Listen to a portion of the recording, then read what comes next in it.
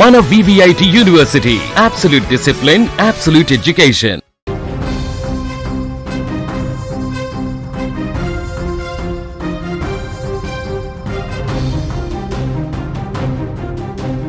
ప్రపంచంలోనే అత్యంత సురక్షితమైన ప్రదేశంగా భావించే వైట్ హౌస్ తుపాకుల మూతతో దద్దరిల్లింది.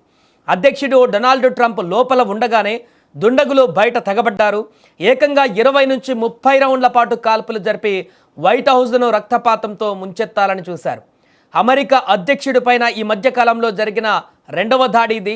అసలు ఈ దాడి వెనుక ఉన్నది ఎవరు? ఇవాంకా ట్రంప్ను చంపేస్తామని ఇరాన్ మిలిటరీ IRGC హెచ్చరించిన కొద్ది గంటల్లోనే ఈ ఫైరింగ్ ఎలా జరిగింది? అమెరికా ఇరాన్ యుద్ధం ట్రంప్ ప్రాణాల మీదకు తెచ్చిందా?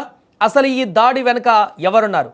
వాషింగ్టన్ డీసీలోని వైట్ హౌస్ పరిసరాలు నిశ్శబ్దంగా ఉన్నాయి. అధ్యక్షుడు డొనాల్డ్ ట్రంప్ తన అధికారిక నివాసంలోనే ఉన్నారు. సరిగ్గా అదే సమయంలో సాయుధులైన దుండగులు వైట్ హౌస్ సెక్యూరిటీ బెల్ట్ను ఛేదించడానికి ప్రయత్నించారు. ఒక్కసారిగా ఆ ప్రాంతంలో తుపాకుల మూత మొదలైంది. ఏకధాటిగా 20 నుంచి 30 రౌండ్ల పాటు దుండగులు కాల్పులు జరిపారు. కానీ అక్కడ ఉన్నది అమెరికా అధ్యక్షుడి రక్షణ విభాగం, సీక్రెట్ సర్వీస్. క్షణాల్లో అప్రమత్తమైన అధికారులు ఎదురు కాల్పులు ప్రారంభించారు. వైట్ హౌస్ కట్టుదిట్టమైన భద్రతా వలయాన్ని దాటడానికి ప్రయత్నించిన దుండగుడిని అక్కడికక్కడే కాల్చి చంపారు. ఈ కాల్పుల్లో మరొకరికి తీవ్ర గాయాలయ్యాయి. ఈ ఘటనతో ఒక్కసారిగా వాషింగ్టన్ హై అలర్ట్లోకి వెళ్ళిపోయింది. వైట్ హౌస్ చుట్టూ మునుపెన్నడూ లేని విధంగా అదనపు బలగాలను కూడా మోహరించారు. డొనాల్డ్ ట్రంప్ను చావు వెంటాడుతుందా? అవుననే అంటున్నాయి తాజా పరిస్థితులు. ఎందుకంటే గడిచిన కొద్ది నెలల కాలంలో ట్రంప్పై దాడి జరగడం ఇది రెండవసారి. నెల రోజుల క్రితం వైట్ హౌస్ సమీపంలోనే ఓ ల్యాండ్ మీటింగ్లో ట్రంప్ పైన కాల్పులు జరిగాయి. ఈ ప్రమాదం నుంచి ఆయన త్రుటిలో ప్రాణాలతో బయటపడ్డారు. ఆ గాయం మానక ముందే ఈసారి నేరుగా ఆయన నివాసమైన వైట్ హౌస్ని టార్గెట్ చేయడం ప్రపంచవ్యాప్తంగా సంచలనం రేపుతోంది. అధ్యక్షుడి అంతం చూడడమే లక్ష్యంగా శత్రువులు వ్యూహాలు రచిస్తున్నారని ఈ దాడి స్పష్టం చేస్తుంది. అయితే ఈసారి దాడి వెనుక కేవలం లోకల్ క్రిమినల్స్ లేరు.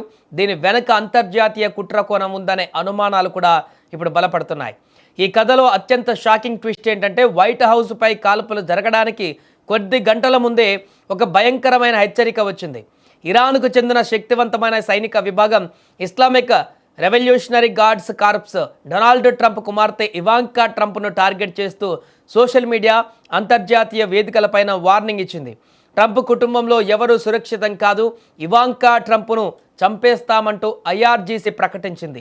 ఈ హెచ్చరిక వచ్చిన కొన్ని గంటల వ్యవధిలోనే వైట్ హౌస్ పైన 30 రౌండ్ల కాల్పులు జరగడం యాదృచ్ఛికంగానే కాదని అంతర్జాతీయ రక్షణ విశ్లేషకులు కూడా విశ్లేషిస్తున్నారు. ఎప్పుడైతే అమెరికా ఇరాన్ మధ్య ప్రత్యక్ష మరియు పరోక్ష యుద్ధం తీవ్ర రూపం దాల్చిందో అప్పటి నుంచి ట్రంప్ను టార్గెట్ చేయడం ఎక్కువైపోయింది. గతంలో ఇరాన్ టాప్ కమాండర్ కాసిం సులేమానీని అమెరికా దళాలు హతమార్చినప్పటి నుంచి ట్రంప్పై ఇరాన్ పగతో రగిలిపోతుంది. ఇప్పుడు మిడిల్ ఈస్ట్లో యుద్ధ ప్రారంభమైన తర్వాత ట్రంప్ తీసుకుంటున్న నిర్ణయాలు ఇరాన్కు మింగుడు పడడం లేదు. అందుకే ట్రంప్ను మానసికంగా, శారీరకంగా దెబ్బతీయడానికి ఆయన కుమార్తెను బెదిరించడం, ఆ వెంటనే వైట్ హౌస్ పైన దాడికి తెగబడడం వెనుక ఇరాన్ ప్రోద్బలం ఉందా అనే కోణంలో సీక్రెట్ సర్వీస్ మరియు FBI దర్యాప్తును ఇప్పుడు ముమ్మరం చేశాయి. ప్రస్తుతానికి వైట్ హౌస్ వద్ద పరిస్థితి అదుపులోనే ఉన్నప్పటికీ ఈ దాడి అమెరికా రక్షణ వ్యవస్థకు పెద్ద సవాలుగా మారింది. ఇరాన్ హెచ్చరికలు, వైట్ హౌస్పై దాడులు రాబోయే రోజులలో ప్రపంచ యుద్ధానికి దారితీస్తాయా? ఈ దాడికి సూత్రధారులు ఎవరో తేలితే ట్రంప్ ఎలాంటి కఠిన నిర్ణయం తీసుకోబోతున్నారు అనేది ఆసక్తికరంగా మారింది.